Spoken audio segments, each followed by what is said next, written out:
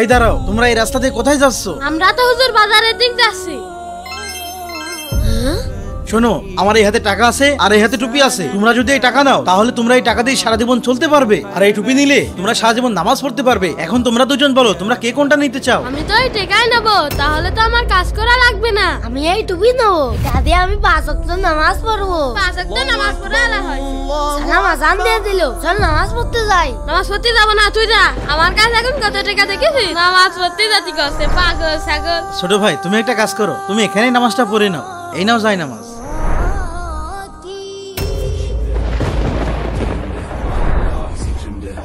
এবার তো আমি বড় লোকে যাবো। দেখি তো কয় টাকা আছে। 1 2 3 4। টাকা কই? টাকা কোথায় গেল?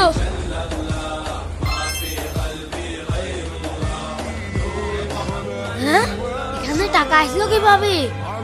বন্ধুরা, আল্লাহ চাইলে সবকিছুই সম্ভব। আর ভিডিওটি ভালো লাগলে চ্যানেলটি সাবস্ক্রাইব করুন।